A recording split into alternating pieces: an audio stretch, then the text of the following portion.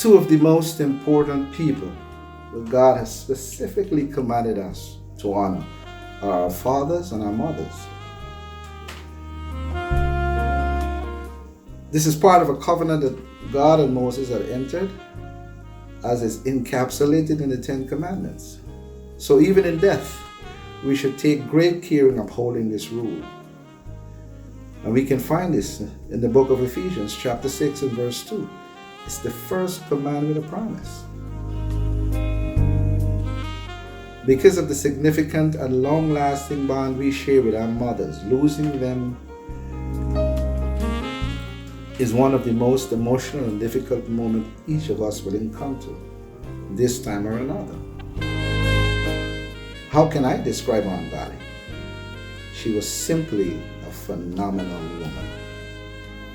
Very regimented, loving, caring, morally impeccable. A wonderful example to all the women in her family circle and the community.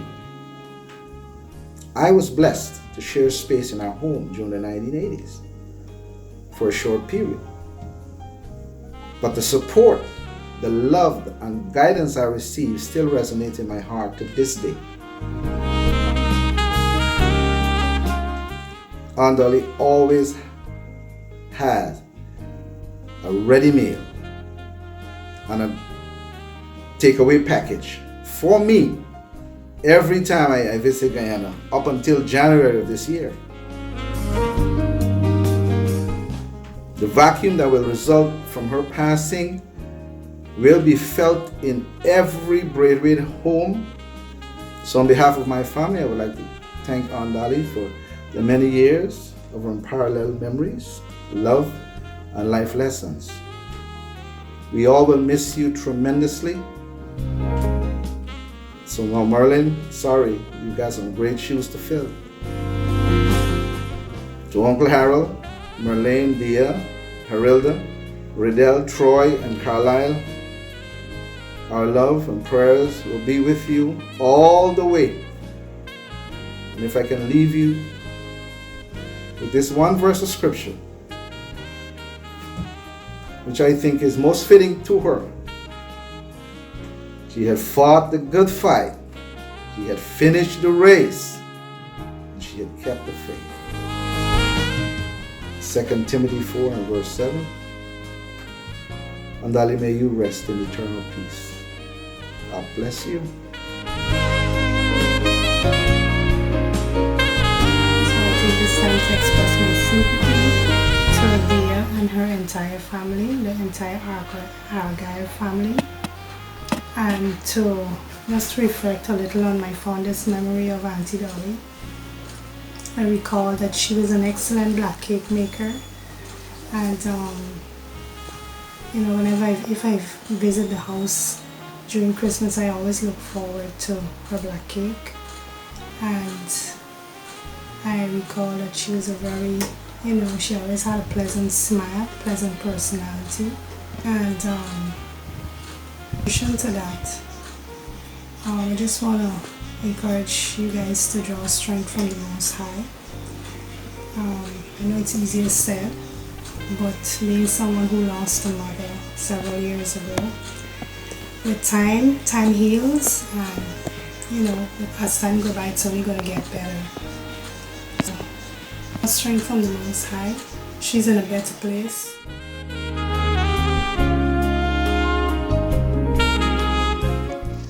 Hi dear, heartfelt and deepest condolences go out to you and to your family at this moment to the passing of your mom, Aunt Dolly. This has been a shocker for all of us. Death is something that we never expect.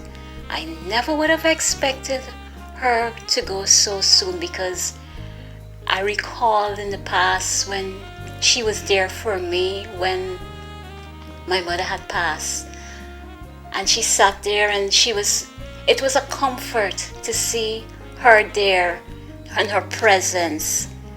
And you jogged my memory today when you spoke of her in her national service days, and I forgot about that part when in my memory I started to reminisce of her in her uniform and that peaceful demeanor, that smile that she always bore.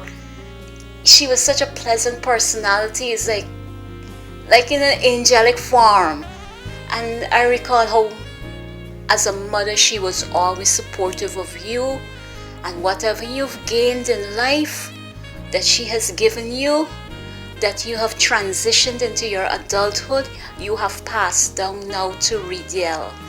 And he too will pass this on to his future generation. Now all of this in time when God will heal, you will remember her, cherish memories blossoming in your heart, that you will always remember and think of her with a smile. So remember that God is always going to be there to comfort you at this time, and this is not going to be for last, but she's sleeping right now in the Lord, I am sure, and one day we'll all see her again. So I say farewell to Aunt Dolly, and again my heartfelt condolences to you and your entire family. God bless.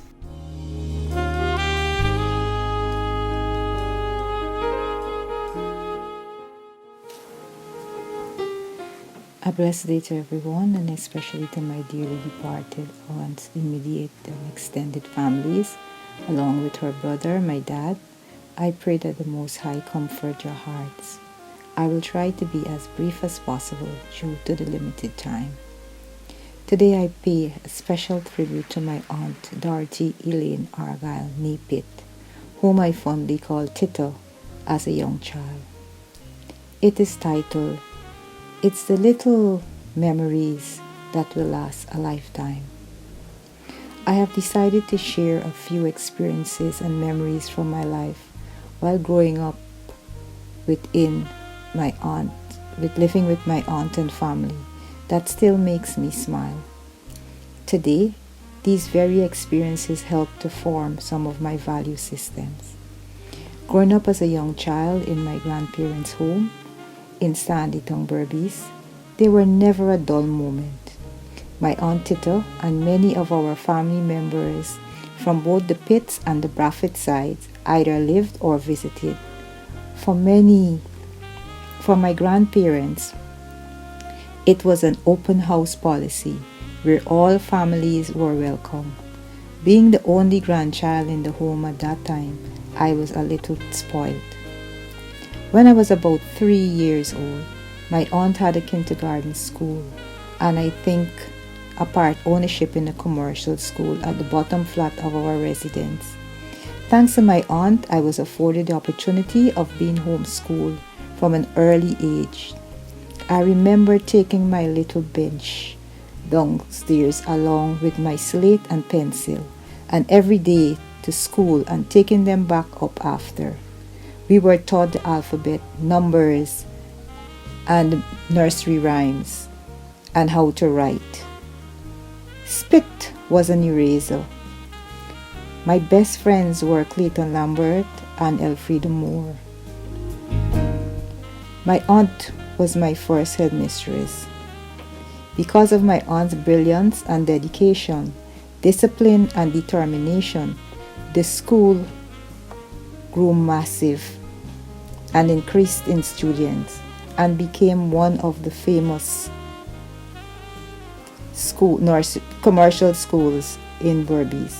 During this time, as I became a little older, I can also vividly remember two particular Brathwaite boys living in Georgetown were always visiting every few weeks like they were doing part-time classes.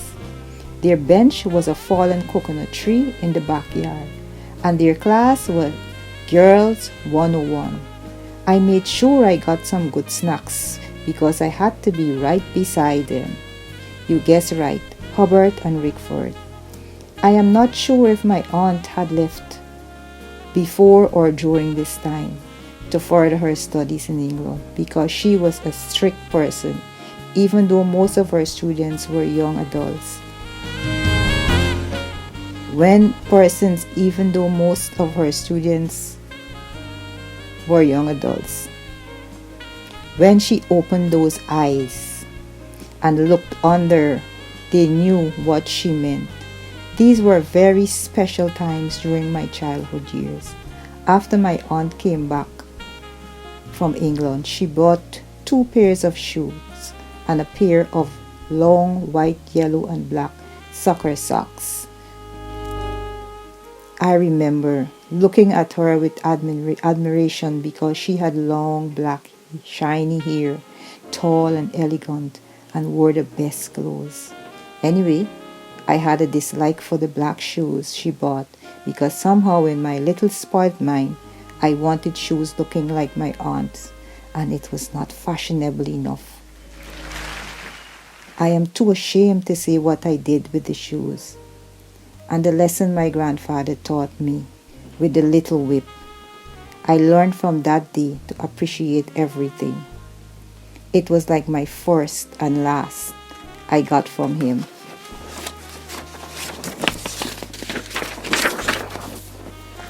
Finally, when I was about 6 years old, my aunt was getting married, and our family home was filled with lots of love and family from both my grandparents' sides. Brathwaite loved to eat, so there were lots of food to eat. While the preparations were going on, families came from overseas. However, I was not focused on my cousins.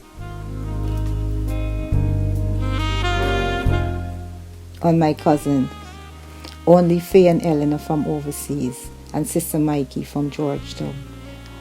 The day of the wedding arrived, and no one paid me any attention about attending. The day of the wedding, so I asked Tita if I could attend the wedding, so she said no. I can't even remember if there were any flower girls at that time. None from our home that I could remember. Just my cousins, and they were bridesmaids. So in my little mind, I decided that I was going to go to the wedding. I went and found my little white can dress, which I had outgrown in length, my brown shoes and soccer socks, and dressed myself.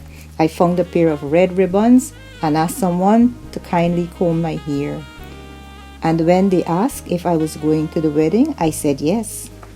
While everyone was fussing about the bride and trying to get her out of the house and into the car, I went straight into the front seat and sat quietly. Well, you can guess the surprise when the bride arrived and out popped little Miss Me in my short dress next to the bride. Don't remember who took me into the church because I was already in the bridal photo. To date, I smile when I see that photo. This is my second major lifetime memory with my aunt. I didn't allow no to stop me. I found a way, all by myself. Yep. Tita was a very beautiful, elegant, disciplined, strong, and determined.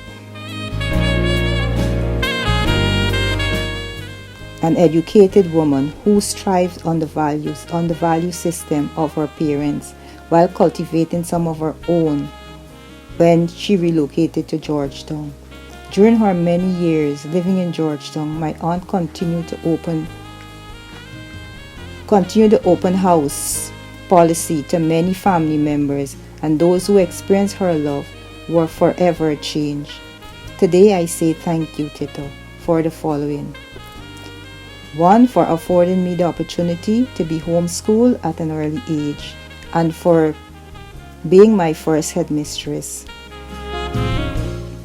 Even though you said no, you still allowed me to fulfill my dreams, and even having my photo taken with you as a constant reminder that where there is a will, you can certainly find a way. The lesson with the shoes and the whipping from my grandfather taught me gratitude. I've learned and adopted self-confidence, courage, and a sense of style. from her. The love of family or anyone is determined by the way you treated and made them feel. These life lessons and experience have helped me to develop my value system. Your death came suddenly, and I never got a chance to say goodbye. So I will always carry your welcoming smile in my heart. Sleep on, my dear aunt. I pray that Christ receives you into the kingdom of the Most High, and on that appointed time you will have a special place in his new kingdom. Your niece, Deborah.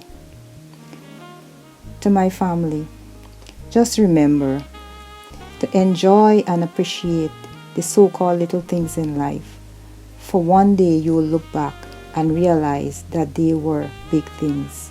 Much love to all. On behalf of Harold's children, I wish to express our condolences to the immediate family of Aunt Dolly. I have only pleasant memories of my aunt.